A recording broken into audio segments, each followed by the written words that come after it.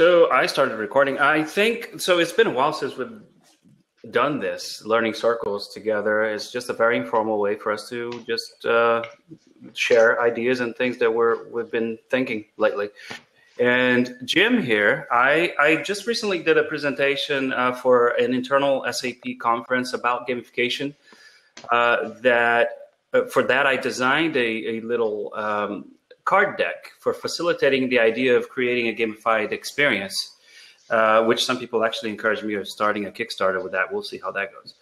And Jim and I started talking, and apparently he is a facilitation deck, I don't know what we call those, expert. And he's been using them with his work with his team there for a while now. And I thought, what a better way to introduce the idea of using decks for facilitating creativity, ideation, brainstorming, and all that, than having Jim showcase how he does and some of the decks that he uses. Okay, yeah, thanks ever so much for that, Enzo. That's brilliant. You probably saw my expression there. Yeah, I wouldn't say that I'm an expert in this, but what I am as a learning designer, we help academics to re-visualize some of the ways that they're moving towards, at the University of Northampton, blended learning approaches. So we have to think about what are your traditional ways of delivering content, what are your workshops, and moving that into a more substantive kind of design. And so we use a variety of different cards to give people that opportunity. So one of the biggest things that we have is that how do you get stuff online? How do you really do it? And one of the things with this that I found is that having a big background in e-learning development, walking into a situation where they're saying, we're going to do the next big techie thing, the next engagement with huge amounts of technology. Let's start with these tangible cards. Let's get people to really visualize what they want to do. So what I've done here, and we talked about how we might be able to use Blab for this. So this is going to be a bit of an experiment as well as us talking. But what you'll see here is what was developed by the Open University. And the idea of this, I'm going to post a link for this, is that you have a set of what we call look and feel cards. So is everyone seeing that okay? Yeah. Okay. Well. And you can see that there are a variation of different colors and themes.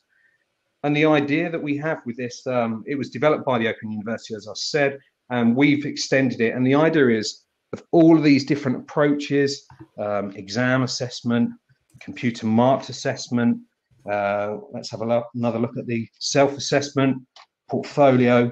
You ask people, okay, I need you to decide which of these you absolutely want to have as part of it. It's got to be a peer supported thing. The training thing I'm going to do is really going to be focusing on the sense of community. What is it? Maybe, well, we may have a bit of scaffolding in here. So we need to give them some kind of guided learning pathway, but actually, is it a guided learning pathway for them to discover and choose, or is it built on this, then this, then this, then this? Don't allow the progress until you've built that scaffolding. But then over here, what is it not? Rule out completely. What is it going to be? It's not going to be step-by-step instruction. We don't want it to be an instructional thing. So you can see already that depending on my client, that may sit over here as being a step-by-step. So that's now starting to filter out. And the idea is you have people, you have 2 or 3 decks if you've got a group of people, and they come up with what they think is in there. They can do it as a rushed 5-minute project. They can spend half an hour debating, what do we mean by collaborative? How do we mean that? What is that going to be like? How are we going to support that? Into, we definitely know that we need exams because we are aligned to some government institution, or we are engaged with some external accreditation that requires us to have exam assessment. So that starts to really focus us in on, this is one of the core principles. We cannot change from that. If it's going to be exam assessment, do we shift over? So the idea is that from doing that, you end up with a nice collection. Disregard that lot, all those great pedagogies out the window. Yes, we ain't doing none of that stuff. We are now just going to concentrate on this. And what we have to do now is we start saying, okay, you start to choose of these 6 fundamental principles, and they panic and they say, but I want it to be all of these things. You say, no, no, no, no, no. 6 fundamental things. We need absolute clarity on what it is that you want from this. If it's, this will be for Craig in your role, a professional community that's collaborative with applied concepts. How much printed material has ADL got? Do you still print out stuff? Yeah, I don't, maybe, yeah. There we go. So that's one of the things that if you're currently doing that, but you don't want to do it anymore, that's starting to inform the shift that you're going to need to make. Right, whatever we do from the printed, now we need to be going online. Or are we going to be moving towards more practice-based? Before it was you sit in here, you go through the manual. Now it's going to be more about, I want to see this demonstrated. I want to be on the job training, and I want to have that reflected in what I pick and do. So then you end up with a beautiful 6. There's variations. Obviously, the number 6 is just one we selected. But that then starts to inform, and through negotiation with the other teams who have chosen their 6, the common themes. If 2 or 3 other teams have chosen collaborative, great. If others haven't, then an argument ensues, and there's debate about, well, no, we don't want it to be that. Well, why don't you want it to be that? Come on, let's talk about that. Let's, right at the start, before we're even looking at content, let's just get our heads into what we can say is the look and feel of our course. And that's the beauty of this opportunity. It's tangible, it's quick, it's nice and easy. You can spend 2 hours on it. And one of the biggest things that's come out of this, we normally take a photograph at the end, and pretty soon we realize the problem is the photograph will give you these nice items and identity for the course, but what it won't give you is the rationale as to how we got to that and why we're not doing those other designs anymore. So it's a really clever way of really focusing in, and it can work with anything. It can work with face-to-face programs. It can work with fully online self-study type activities. So that's really the focus of that. So I'm going to drop back from that and hand over and just take your thoughts on that and any questions. Well, this is excellent. I love the idea that the cards, I think it's something related to something you said, they make it tangible. They make the concepts tangible, and you have to make decisions on the spot, and you have a set of selections to choose from. So there's an element of chance as well within that amount of items you have to select from, right? And it just makes things easier to talk about, because you see them right there in front of you. You can't really escape them, right? And you have to make conscious choices as a team as you go through them. So I just love the idea. Is this something you guys have available for everybody out there? It's Creative Commons by the Open University. So I've got a link. Do you want me to pop that in now and share that? Yeah. There's a whole process behind it as far as different alternative ways of delivering it. But yeah, let me just cue that up for you now. The other element from this is the fact that obviously as developers of learning design or instructional design, we may know that we've got a hidden agenda.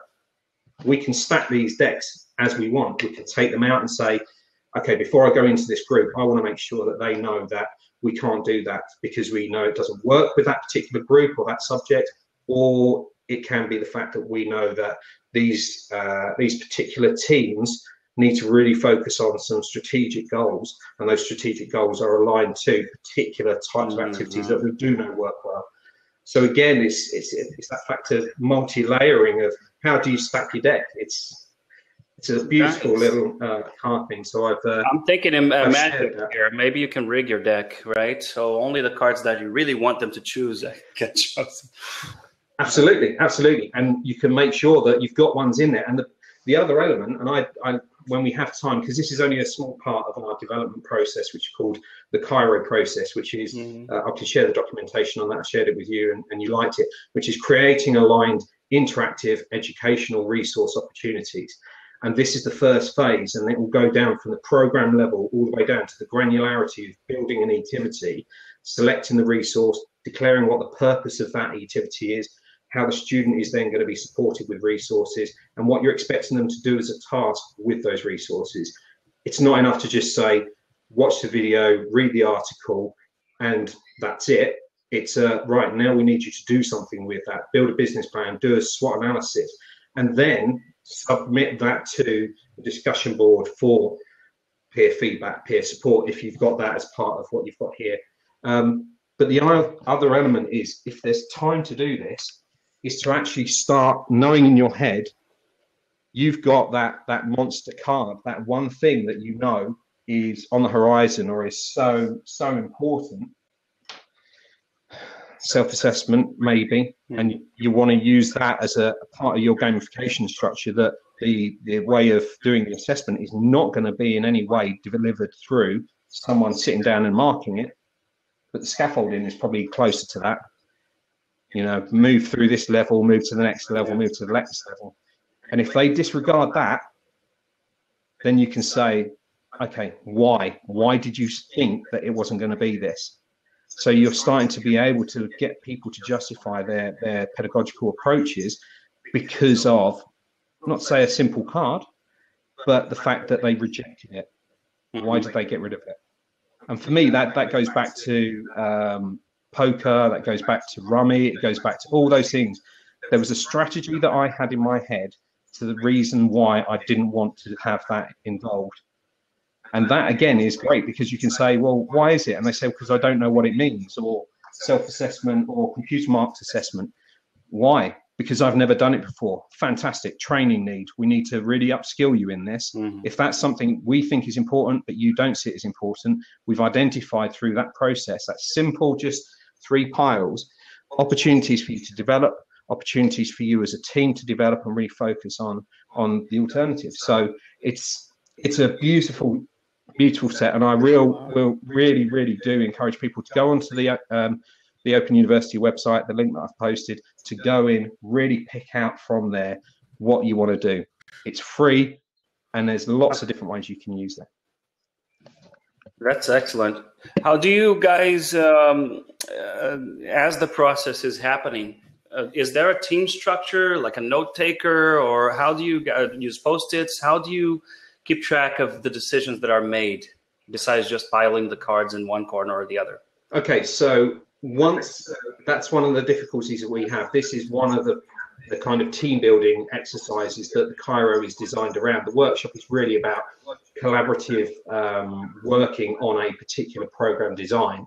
And with this particular one, we pretty rapidly moved through it. And we recently started to video people, doing small vignettes of them talking about the course that we want to deliver is this, it's this, the type of student experience will be X, Y, and Z. And then that becomes a mission statement for them. Within the Chiro process, away from the decks, we've now started to get people to write tweets. What is the vision? What's the mission of this particular thing? Use that tweet to then see who your target audience is, what you think is important for people who are going to start learning it to understand. Don't tweet it, but just form that. And again, that is something which we can capture with the photo or the video. We can capture that. We move on to another stage, but I don't know if you guys have heard of Poplet before. Of what? Poplet. No. Okay, so it's a really easy interface mind mapping solution, and it's Poplet. I'll type it in there. And I can't screen share on this, can I? Let me just get you link to it. It's free to sign up with. You get 10 free Poplets. Yeah, great. Thanks, Craig. And with that, you can then literally just map out each of these cards and then create a Poplet beside it and say, well, how do we realize that?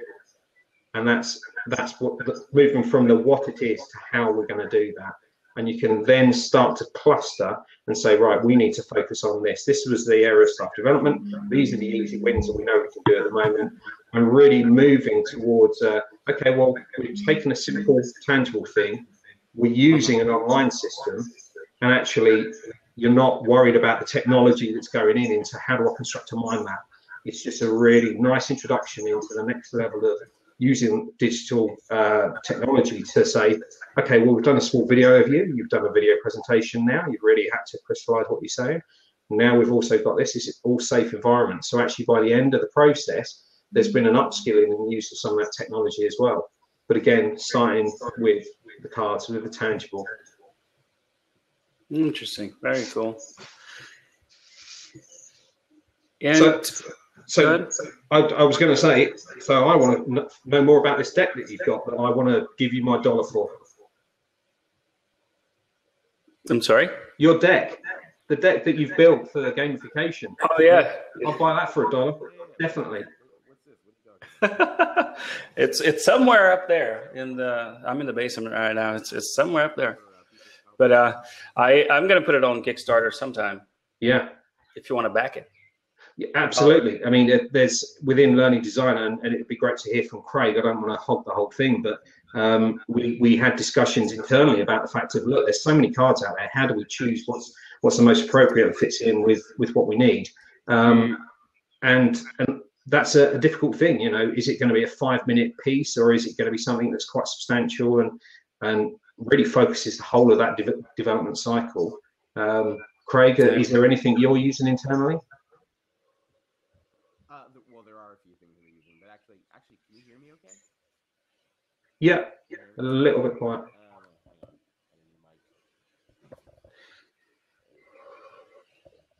There are a few things, but actually, I'm probably I almost want to kind of wander off now. Still really low for me. Can you hear him? All right, hold on. Yeah, he's low. Okay. So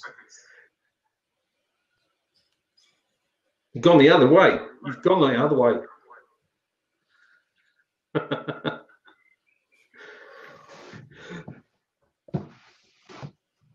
Oh, he's coming back. Heads up, drop. Okay.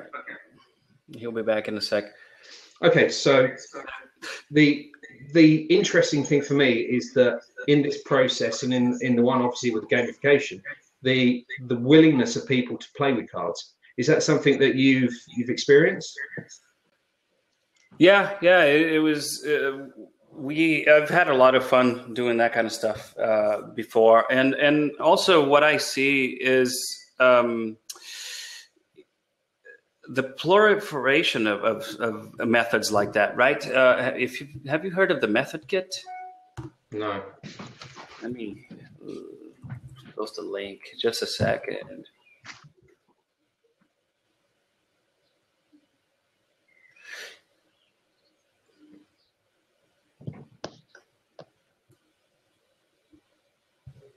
So it's one thing when you're live at a conference or an event like that. People really get all over it, right? They want to do it. They want to participate in all that.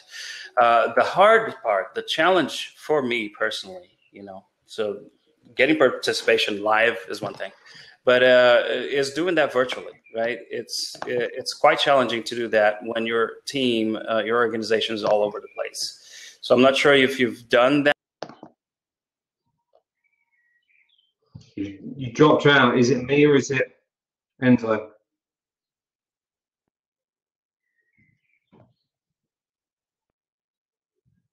Yeah, lost Enzo too.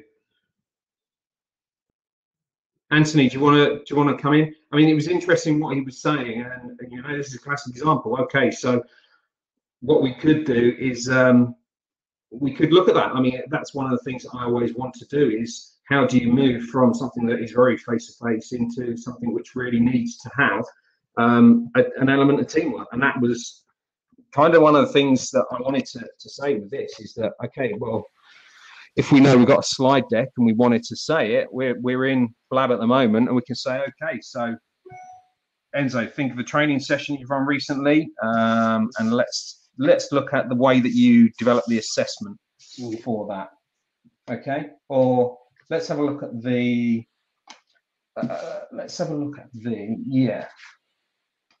student autonomy. So we're going to look at the assessment. So in these three, which one of these? So we've got self-assessment, we've got exam assessed, we've got continuous, or we've got portfolio. So thinking back to the last course you developed, which of those do you think is most appropriate for it? Which one described it?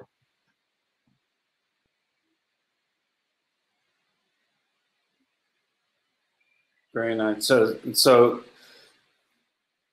a way to Wait, tell me. No, tell me. We're doing it now. This is live. Let's go for it. What was it? So you're at can you restate the question? Alteria is asking.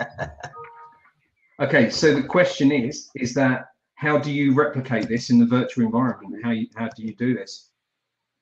Well, this is it. So you tell me, which of these was the last development?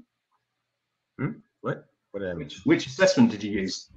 You're talking about how do we replicate this very, very tangible thing in a virtual environment. We're using Blab at the moment. I can hear you, so tell me about whether or not you decided to use Portfolio. Would you have used that within your latest project? No. Why not, Craig? Well, so I have, man. So this has to do with my personal experience working on portfolios with students. Yes. Sorry, I kind of agree with Anthony's statement. We use passive aggressiveness and resentment. More often than not, though, we actually managed. I think what you have over there is step-by-step implementation. Is that correct? Yeah. All right. What are my other choices here? Self-assessment. Sorry, I came in late, and now I have a voice, so I can actually talk. There we go. No, that's fine. That's fine. Yeah. All right, step-by-step instruction. Unfortunately, that has been a large part of a lot of the frequent projects we've done. But creating professional communities, obviously, that's. But I think my projects obviously differ quite a bit from those of a lot of instructional designers, etc. Yeah, actually, just for the sake of the people in the chat, and for me because I came in late, can we have a link to those cards again, or where they might be on the Open University? Or is absolutely. But the very brief thing here is that you've just explained to me, you've given me a rationale for why you might go with step-by-step instruction, because you've traditionally done it in that way, rather than student autonomy, then going out and saying, well, where do I find the information? I've got this particular issue, how do I resolve it? Right. But again, that's one of the things of now being able to ask you, is this going to be the way all the time? No. For your next course, how do you want to do it? Yeah, no, that's a good point. So that's talking about, what we've done and what actually fits, the needs of our organization. And then of course, we don't want to do things like that forever. There are things we're going to want to incorporate for reasons. And some of the changes you might implement could be implement the idea of the portfolio, right? That was another part that you had there. Possibly. I feel like that's a blog post I need to write at some point. Why explain myself in my portfolio rage? But and that's. I mean, we could then say, well, you want this. Do you see a conflict that's going on between these two? Between having a professional community, well, how do I know that the person within my professional community has got the skill sets or the same type of thing I'm interested in? Well, I can only do that by looking at their portfolio. So therefore, these can seem to be very, very similar ways, but it then leads right. But that's not quite. There what are we links, wanted. right? We didn't want personal learning. If you get in a way, people are sharing their portfolio, they're sharing what they're doing, and then the community. There's a community aspect to it, like on Dribble, for example. You could get something really powerful there, where there's peer-to-peer learning there, sharing what you're doing, sharing what you're learning, and getting feedback, and others can learn from what you're sharing as well and adapt what you're sharing. So it is just interesting that the cards facilitate this type of discussion as well, right? You're looking at them and you're trying to brainstorm things and how things could work differently or how they work right now based on the cards you have on the table. That's it. And I found it's right. It just is down to the willingness to say, well, how can we do this? I did think when I first saw them, man, that should go in Articulate storyline or something like that. And then you just do a flip through and, do I want this one? No. Do I want? No. Next. No, bad learning, bad e-learning, bad active learning. There's just no opportunity for the person to say, the reason why I'm saying no and not selecting that one is for these rationales, and that is very specific to me. So it was funny coming from years of e-learning where you were trying to find different ways to do that into a new approach of, don't put technology first, even in e-learning. It's got to be about the rationale. It's got to be about that mission and that vision casting, building that first, starting to build that into a program storyboard with the kind of small s and small b. If you split them into, it's a story, a narrative that they're going to follow, and it's a board, as in it's a board game type journey that they're going to have. But it's, I mean, yesterday I was invited to go up and play some board games with some guys, and it was just, wow, you know, I never did D&D. I did all the fighting fantasy stuff and all of that, and then these guys are just sitting there playing through the games, and I started to say, well, yeah, Settlers of Catan, I can understand. I've heard about, I've read about, but I've never actually seen it played, never been part of it.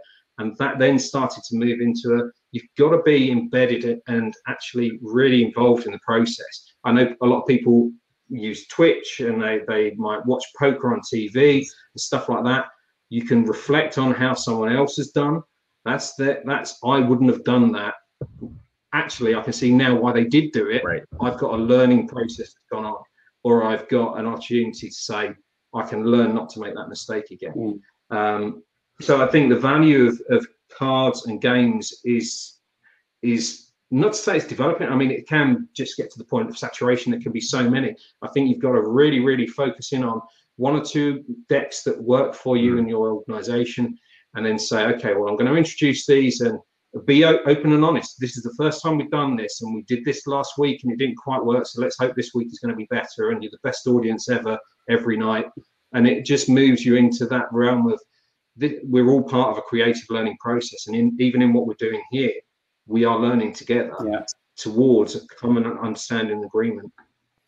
That's perfect. And I think you mentioned the point of not having too many decks, different decks, and overwhelming. I think there's it will also depend on your need, right? What type of project you're working on. Like I just shared the method kit there, which I haven't used directly yet, but I've adapted some of their ideas on how to organize how to use the decks, which I also shared the link on how to use, which are some different ways of grouping cards. So if you already have a deck that works well for you, or a few of them that work well for you, there are different ways of using them as well, right? Or organizing the information visually differently. There's the method you just showed about discarding and keeping some cards. There are methods of using different cards as themes, and then you fill that column with the different ideas that you have with Post-its, for example. So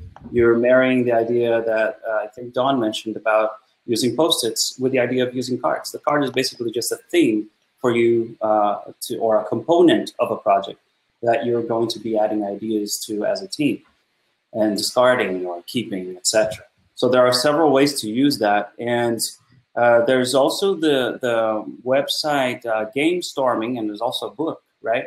That's of using cards and other elements of games in facilitating discussions. And you can always get the same with the same deck, like what Jim just showed us there. You could have the same deck be used completely differently, and you know, the outcomes will be different as well. You know, with a different group of people too. Yeah, absolutely. And one of the other things is the ability to think, I need something that expresses this thing. So you get into that creator mindset of, actually, yeah, the fundamental things I need to know is, are you prepared to use technology? Do you need support in it? And can I start building my own decks up? And the Post-it notes are a great way of doing that, and visualize that from the Post-it notes into something more substantial. And pretty soon you'll start saying, hey, if I just put these Post-its through a laminator, then I've got a regular one. I don't have to keep on running up the Post-it bill. And then from that, you start to evolve into, this is working. I understand my organization. I understand how we can do this. I don't know if you can share this on screen. This is another thing that was developed from the same idea, but it's e-learning haikus that were developed by one of our learning designers, and these again are open source. These are Creative Commons, and the idea behind this is, if you have a look, it's a series of small haiku cards, and you can ask people to say, well, read this, and this will give you some real nice tips on how to construct your online learning, or how to think about it, or choose which of these three most appeals to you. And then instantly you get to that point of, well, I kind of know I want to do that, but I'm actually doing that, but I don't want to reveal to you that I'm doing that. So I'm going to choose this one because I think it's the one that I need. And that process is fascinating as well, because you start then finding that opportunity to mentor rather than just simply say, give me a list of outcomes that you want me to build content around, and actually into the, what are we trying to do here? How are you expecting to use it? So that's another thing to say. Don't be tied up into the fact of, I have to buy these coaching decks for £100 and the equivalent. It can be something that you think, I just like this. When I talk to people, I've got 5 questions I always talk to them about. Well, fine, stick them down on a card, turn that into a little game. Doesn't have to be a lecture. You might even have them on the PowerPoint. And that is really a shift away from simply saying, that's what we're going to cover. And you're adding in that opportunity for a bit of a game, bit of lightheartedness, bit of discussion, the team building stuff that can go in. And again, it's a really nice way and soft and easy way. And it's a human way of just, let's get back to what it felt like to have a set of cards in your hand and take it from there. Perfect. Yeah, it's kind of, it's actually not as hard as it seems, right? For the gamification deck that I did for that presentation, I basically started with, I had my presentation ready that I had done before at another event. I think it was DevLearn or something like that. And then I just got some principles from the presentation and wrote them down in cards. I used PowerPoint, resized it to the size, each slide to the size of a card, and made templates, master slides for each category.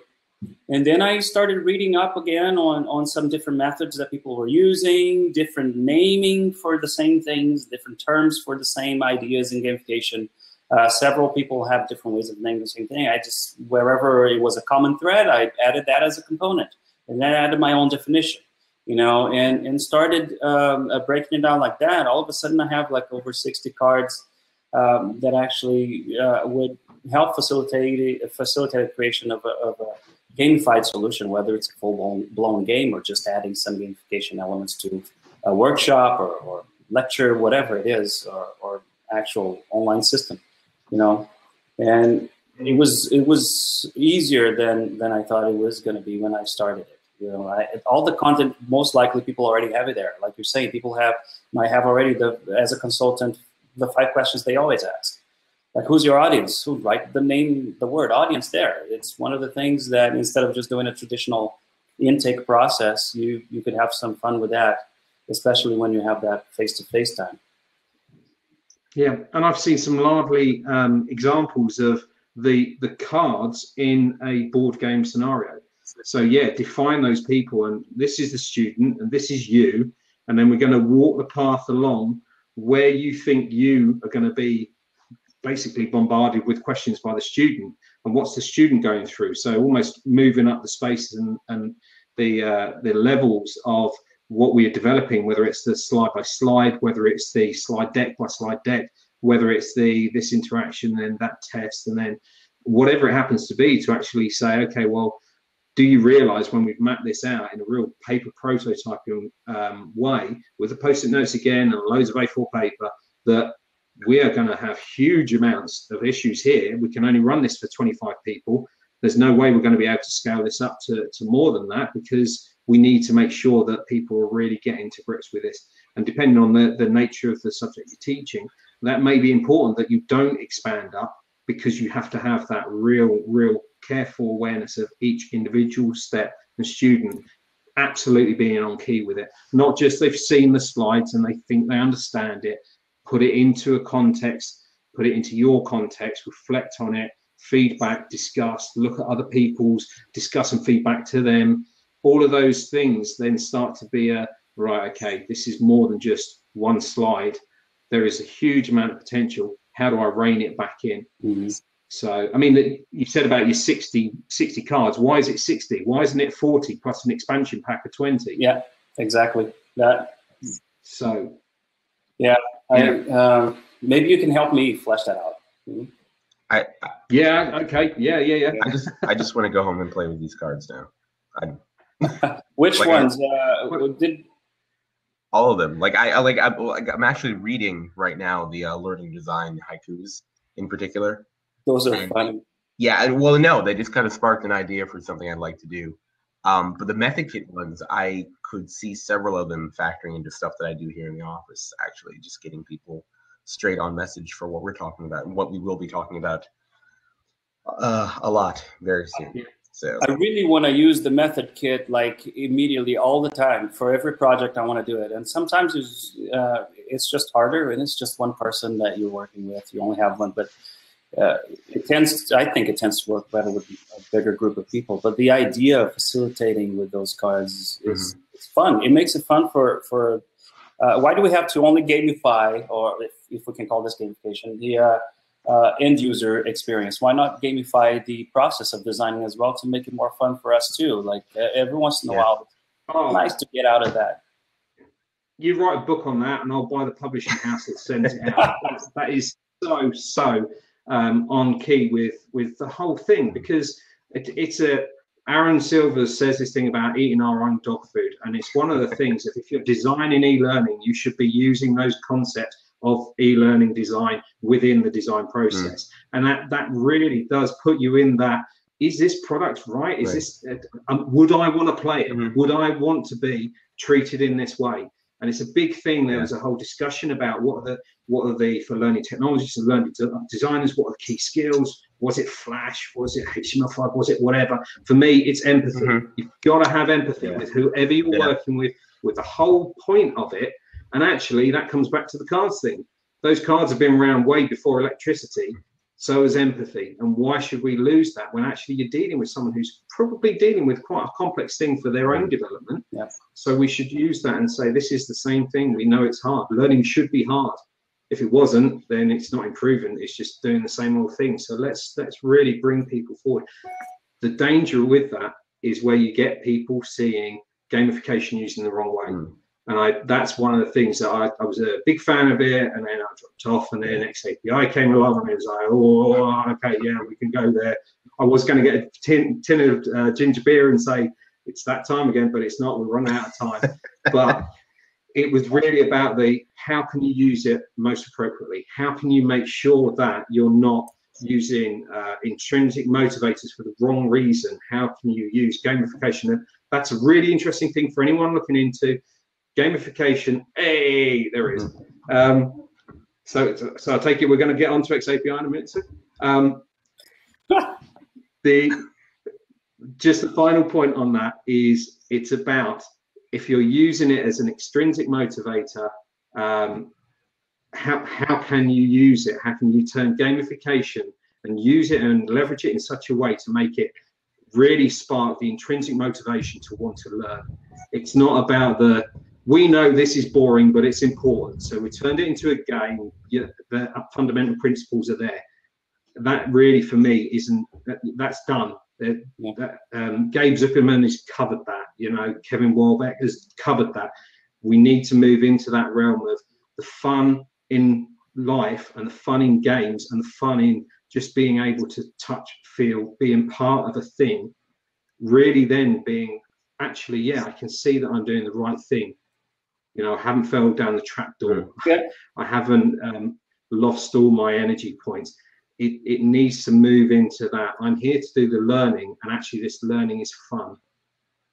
It's hard, but it's fun. How many games have you completed? I've got about 200 PlayStation, Xbox games downstairs. I haven't completed any of them. Still love playing them, but I haven't completed them. And I totally agree. And there's this whole thing when you propose that, maybe we should design a game or something, like, but people play games not universal. Not really. Everybody likes a form or another of a game in some way. It's part of how we all learn growing up as humans throughout history. Animals play games, right? Irrational.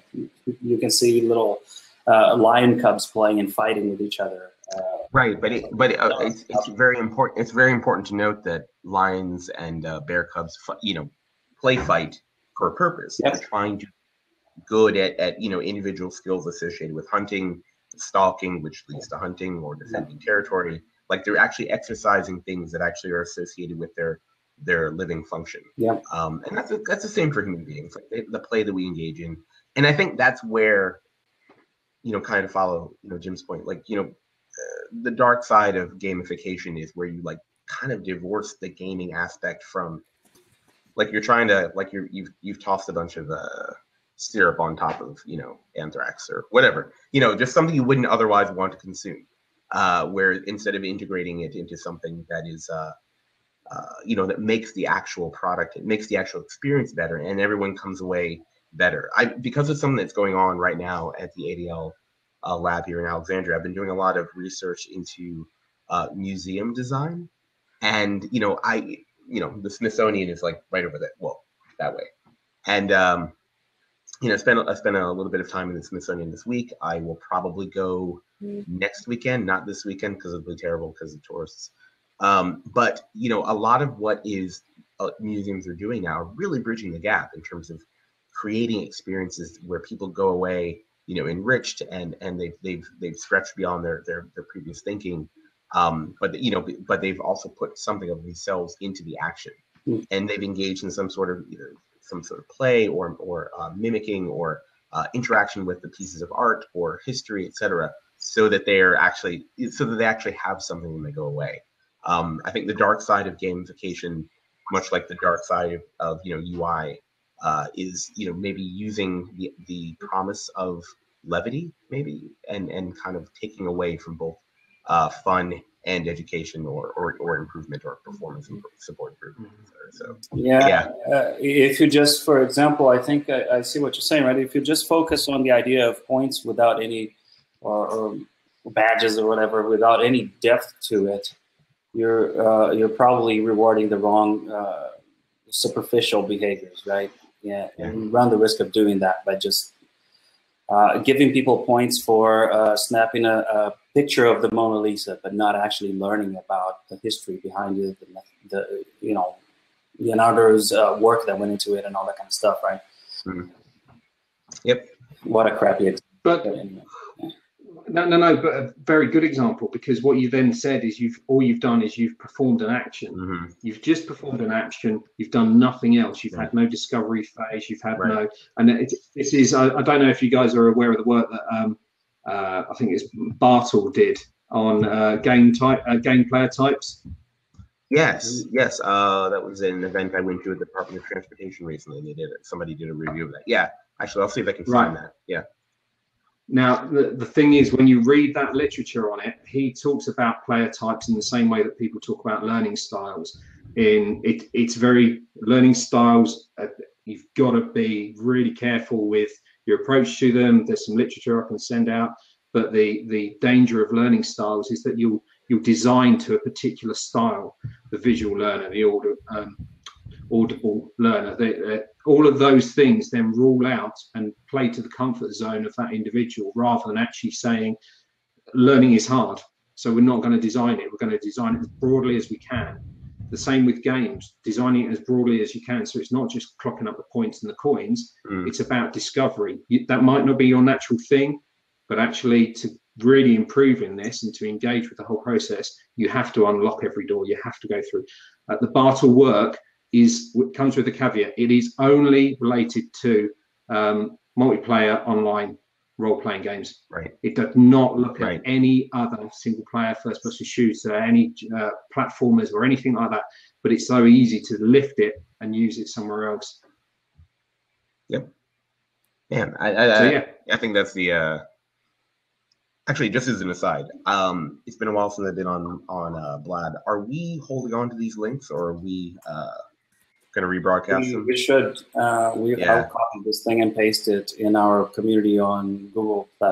Cool. Let me show you something. You mentioned Bartle. I was like, what? I didn't hear properly what you said. Anyway. I need to get hearing aids, really. So I'm not sure you've seen the Gamified UK. I forgot his name that maintains that. Mark Suzuki, I think, is the name. Here's a link as well for player types. It doesn't. just like failed. There's a lot of good work on player types, and there are some free gamification cards that he has there as well.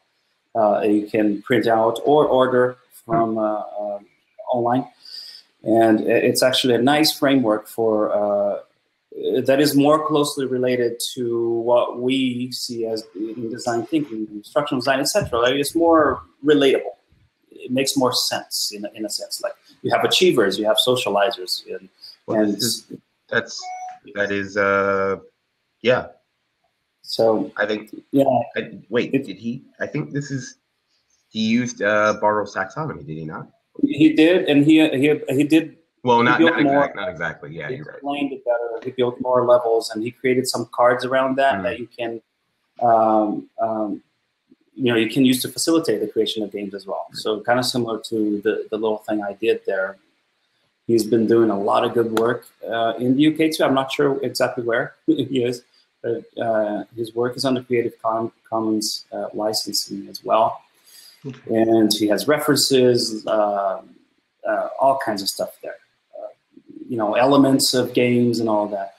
So take a look at that later on. Gamified UK is a link we're going to share later in the recording as well, under YouTube and the Google Hangouts link as well, associated with I think moving towards a wrap-up on this, I think that's one of the biggest things of using these card decks, using games principles, using that within the design process. That seems to be the real big thing. That, why are we missing that opportunity? Come on, our life at work is hard enough. Let's make it fun in the right way, but do something you enjoy and bring it in. And, I even got to the point, I've got all my old Star Wars figures from 1977, and I was thinking, I've got to bring out the 3 stages of Luke Skywalker, and then say, right, that's the student who's just about to come in. He goes at the start, then we've got a pathway to the middle where it's all a bit dark and scary, and then we've got the realization at the end. And just even that element of it just makes something that could be really dry, could be delivered in such a simple way, brings a bit of personality to it, and brings a bit of that connection to it. And it doesn't matter because it's me. It's not down to, do you understand the metaphor? It's me explaining the metaphor to you. Right. Although I would wonder, where is the point of realization for Luke Skywalker in terms of his maturation as a master? Like, is it, at the end of Return of the Jedi, when he has full knowledge, because at that point he is in possession of pretty much every bit of information he's supposed to have. Is it, sometime after that when he's become a mentor? Because of course we find out he's a terrible mentor, apparently. Well, as far as we know. And I just wonder, as far as you're concerned, like where that endpoint would be. I know we're stretching the metaphor here and kind of. Anthony says, it takes a special kind of fan who can relate Luke Skywalker's maturation to the L&D project. No, man, I'll tell you what, if you want metaphors, I've got boxes of them. I think I'd like to qualify. It takes a special kind of nerd, not of a fan, to do that. Yeah, fair enough. Fair enough. I love it. But okay, and then all seriousness, how do we use that? How do we project that? It's because Luke will be the person who, at the end of the day, and this is one of the things that we always start out with when we're looking at our learning outcomes, and that's something that Enzo and I were going to talk to you about. Jason and I want to talk about, Craig, I want to talk to you about looking at the design of learning outcomes and Bloom's taxonomy, right, and how we can express that in Experience API and the design of what we do. But the fact is, the metaphor stands that we've started the process with the end in mind, with the student or the learner who is at the end of this process, and that should be our starting point. Do we want Lukes who are sitting not knowing how the hell to get off of an island, right, stuck because he ran out of fuel, whatever it was? But is that what we want? Do we want that person who will be so good at what we've just done that they will be able to mentor those who are coming up to us, and they will be able to give us that opportunity to say, well, how do we get it to that stage, that point at which, with good learning, that you should be able to explain it to someone else and for them to understand it, right, and for them to go on and explain it to someone else. Amazing. And this is something that we just recently had all learning leaders at SAP come together to talk about priorities and stuff like that. That was one of the things that we always want to make sure that we remember is the end user, the empathy for that person. We forget, we put everything in general as a learning community, right, in general. We tend to focus on the design process, on the documents, instruction design document this and that. Out comes e-learning module there. And we forget that, especially when working remotely, you forget that there is a person at the end of this. And the goal is not for them to memorize everything that you're putting out for them. It's for them to use that as a way for them to better themselves as part of their career or their lives, whatever type of learning that we're trying to help them do. And ultimately, it's about their life, right? Even their career is about them improving themselves. So we cannot forget that. That's an amazing point. Yeah. And good. as we saw with Luke, it can end really badly when you don't have the doctors. Yeah, and who do you blame? Do you blame the parents? Do you blame the family that he was brought up with and not protected? Do you blame the fact that he didn't have the opportunities he should have, or he had a dream and he wasn't allowed to follow it? Yeah, extending the metaphor a lot, but it's the fact of when you come down to it, we have a responsibility for the product of improvement that we can deliver as best we can. And we're working with people who also should have that in their mission. And again, if at the end of it, the prize is improvement and people wanting to use it, that's brilliant. That's really what you want to get to. Because the fact of someone saying, you know what, I learned a lot and I had fun, that's great. You may be underperforming, but you know where you're underperforming. That's the difference. So you know to come back and, yeah, please, can I have another course like that? Can I come back and do the health and safety training? Can I do the anti-bribery training? That was brilliant. You know, I loved that. It's really, really difficult to really engage in some of that stuff. But actually, yeah, it should be fun and not a chore.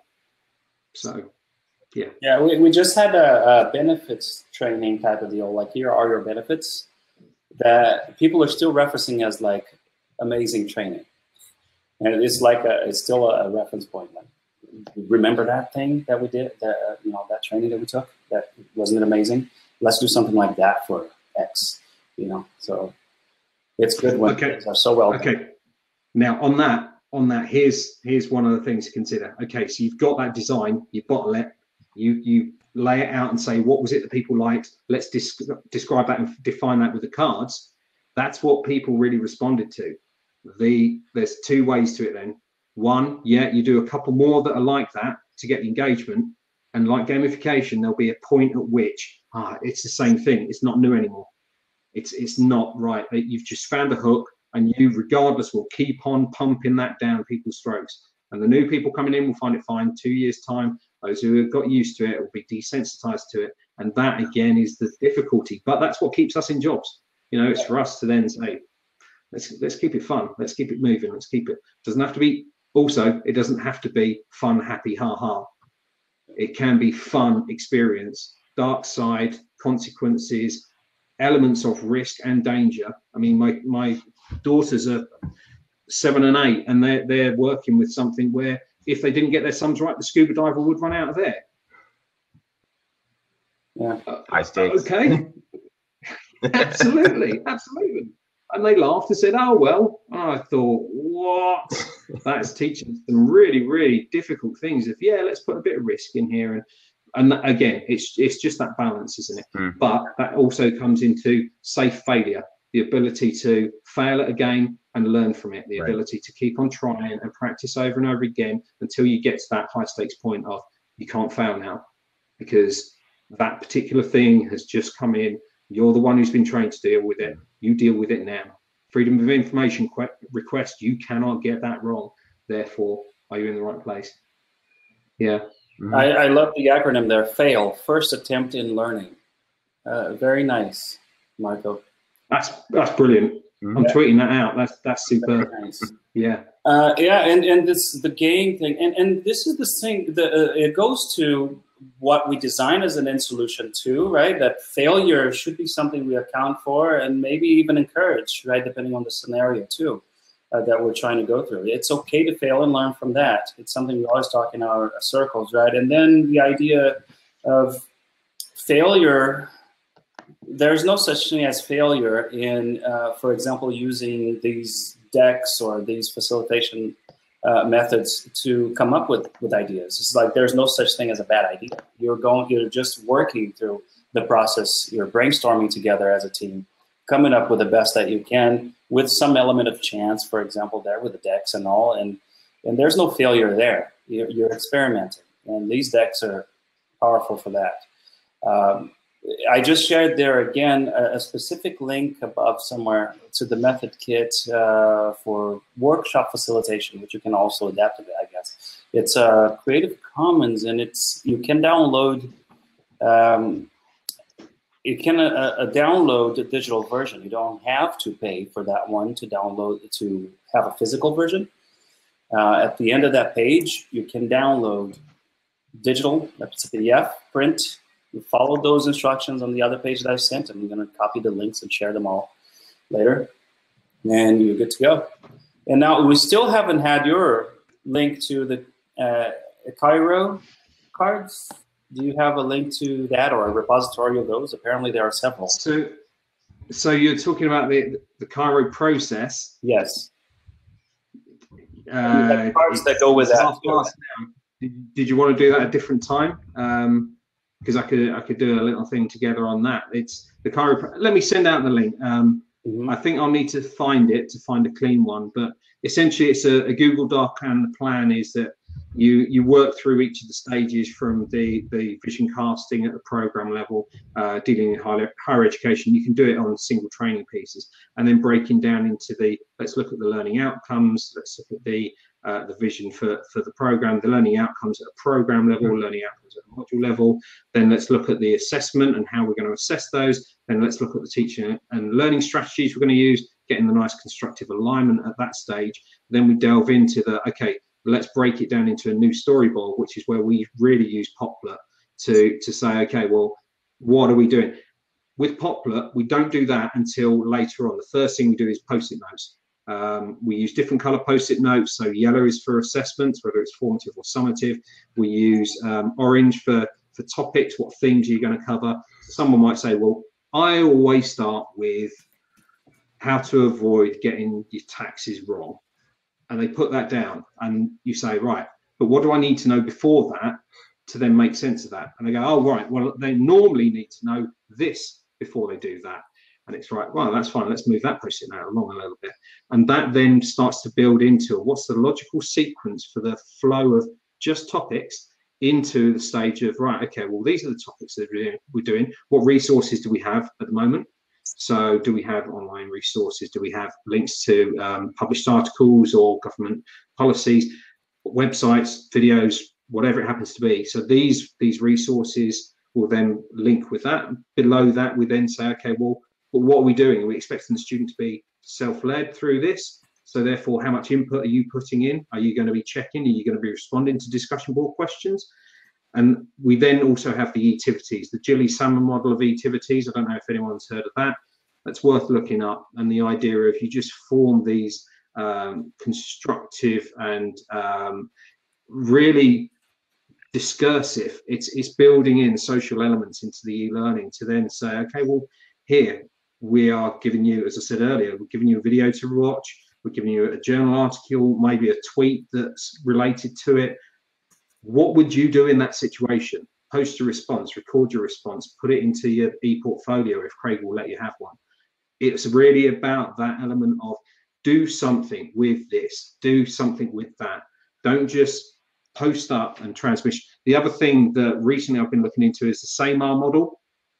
That's SAMR. I don't know if you've heard of that. Let me post the tab to that. This is really looking about how you develop your e-learning and move it away from simply being a technology to transmit information into how do you be more collaborative and more active in the use of it. And that again is just it's not at that stage even identifying what forms of technology. It's the type of interactions you'll be using to then be able to say, well, all of that will be outside the workshop, pre-reading, so we get HR to send that out or whoever it is. Then they come into the workshop prepared, and this is where we do it face to face. And then once we do that in the classroom, we then share this document, and it gives you a really nice flow between face-to-face and virtual interactions and resources. So I can send out the links to that when I've done a clean down of this, or we can do another session on it. But yeah, that's Creative Commons. There's an awful lot of guidance that we keep on adding in there, linked to theory, also linking to digital literacies, digital fluency, trying to really look at the process of the learning we're developing, plus the learning journey of the person who's creating it, and other opportunities for them to engage in new technologies. So yeah, that's not about cards, not about games, but that's another thing for another day. You do realize you signed up for at least 2. Yeah, I know. I'm like, this is the happiest I've been with a recording of one of these in a while, because I'm learning like 3 things a minute. Really? So, yeah. Practical, and I feel pressured to actually just stay on for like 3 hours in a row, just listening to you mention different methods. Well, yeah, but you've got to remember that I've had a lot of training, and I will have full disclosure here. I have downloaded your old YouTube ones, and I turned them into MP3s, and I had them in my car, and I was listening to you guys as I was driving to work. I'm really sorry. I was just I tell you what, there may have been 2 or 3 clips. Now, what I have done, and I will send you the links to these, is that I've then extracted bits of me, and extracted bits of me. That's a terrible thing to say. But what I did was I then, on my journey to and from work, I'd play the recordings, and then I'd record you guys talking about a thing, and then my response to that in a 6-minute video clip. Yes. So then, just to really, because I found that, yeah, you guys have got so much going on. There's so much opportunity that I don't see because of the structure of higher education, but actually we should be learning from each other. The instructional design and the very much the competency frameworks and the paths to mastery compared to the discovery element of higher education, and getting a perfect mix and blend of that. And it suddenly opens up doors that I'd never known about. So you guys have fed me, so I felt it appropriate to feed you stuff as well. Oh man, that is so nice. Feedback, literally, yeah. Yeah. Absolutely. You make me more inspired to do these more often now too. Yeah, I'll see what I can do. Like I managed to. The only reason I could make it today is that my entire office they decided to get out of here. It's like I'm the guy who's still working. So oh man, I am absolutely honoured to be able to speak to both of you. Having heard you on the radio all the time, I listen to your show even though you don't know it. So he's literally a long-time listener, first-time caller. So yeah. Absolutely, yeah. I've seen you commenting on YouTube and things like that. Yeah, exactly. I've always Twitter. wanted you to be live on this thing, and we finally got it to work. You should. Yeah, cheers.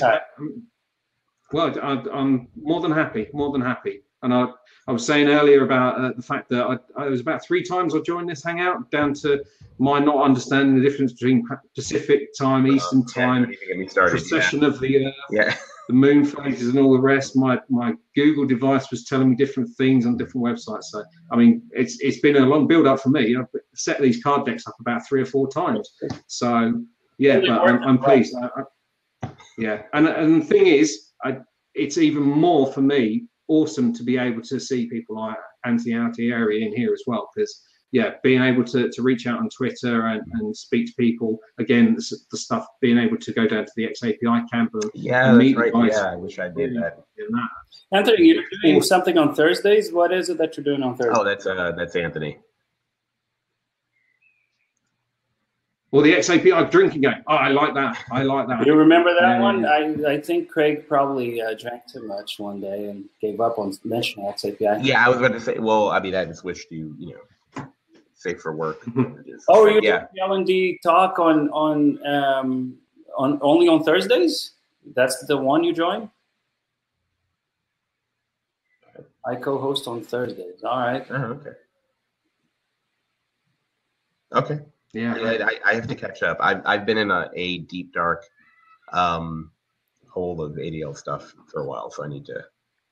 And sometimes you wear tinfoil hat. Yeah, I've seen that. Well, I mean, at 11 a.m. then Eastern time, US here. That is correct. Anthony and Brent host the L&D talk. Something like that. Started for a while. He does it every day at 11 a.m. Eastern, and he has themes going. something we talk about doing it for learning hangouts too, learning circles as well. Since the hangouts day was having themes, I think we never did that because we kind of like keeping it informal. Maybe we should do something like that soon. Interesting. But that's something that Brent has been doing. He's had a Video Friday as well. They discuss video, like he just had or is going to have, I think, the guy from Common Craft. Common Craft. I was trying to think of the name of that. That's just been on. Yeah? They were just doing that earlier today. Yeah, okay. Yeah. And it's just two of them doing it. Yeah, right. Him and his wife. Yeah. It's just awesome. No, and of course they started kind of like an entire. Yeah, he's really good. I always talk about, whenever I'm talking about, I normally do when I go to conferences, I talk about creating graphics and videos and explainer types of animation, even if you're not a graphic designer or a videographer. And I always mention these stuff, the structure of an explainer video that pretty much got started with him and his wife, I think. Yeah. So it's great. It's great to hear there's so much going on. What I've been meaning to do for quite some time now, and it's good to see that there's discussions going on. That's my Thursday nights covered now. But it's really about drawing together all those resources, because I know there's a huge amount of people out there who don't know where to start. And you start with the articles, you start with videos, but how do you keep that dialogue going? Who's talking about it?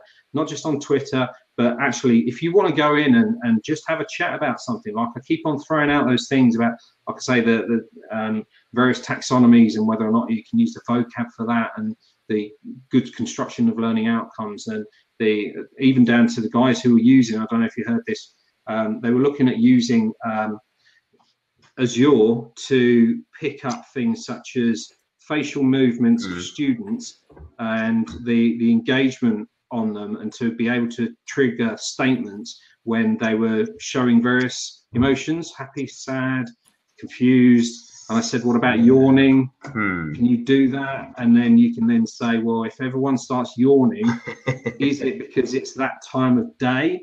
Or is it down to the subject? Is it the fact that actually we suggest that maybe you liven things up, you're getting them up and about, and all those type of things. And they also had jitter control, so small devices that were on the chairs that managed and recorded when the chair was wobbling. So if a kid was there and tapping their foot, and that could then be tracked into is it good for them? You know, is it something that they use to concentrate, or is it a distraction and something that actually is affecting their performance in certain things? Those kind of things are kind of physical into virtual that are awesome, and the opportunities are out there. But is there a central place? I know, Craig, that's, as a community manager, is that beyond your remit? I mean, that's something that we're, one of the things we have to get back on this thing. Well, let me back up. Unfortunately, I'm going to have to leave in like 2 minutes, but I want to kind of address that question. That is something that we've been looking to kind of form spaces for, people to actually look at something like that. I will say, as an aside though, that's not the first conversation that I've heard this week about facial expressions and XAPI statements. But the other person who was talking about it was actually on your side of the water, in fact. So this may be something that we have to form a community practice to actually investigate. What you'll see in the next few months, will be a greater number of at least ADL, I don't know about supported, but at least, associated communities of practice around certain areas where people are actually doing work, just to provide, real examples, and then, a place for people to plug in where they feel useful. So. Brilliant. Yep. So guys, I got to run. Jim, this has been a real pleasure. I'm really happy you were able to get on. And Enzo, thank you for persisting and actually making sure that we actually got on. Thank you guys for joining us. Maybe we'll try to schedule a few more than just one Friday. We'll see how it goes. I think some people like the idea of making this even maybe a continuation of something that was being discussed during the L&D talk. We could then expand the topic here, because 1 hour sometimes, as you can see, is not enough to talk about certain topics. They can go on and on in a good way. And I really want to hear more about the different methodologies there, Jim. Maybe soon we can schedule the next one where you cover one or the other or both, maybe a few minutes of one, a few minutes of the other, and yeah. That'd be great. Thank you ever so much for the opportunity, and cheers for everyone in the chat. Thank you all for joining, guys. Bye. Enjoy your weekends. Bye.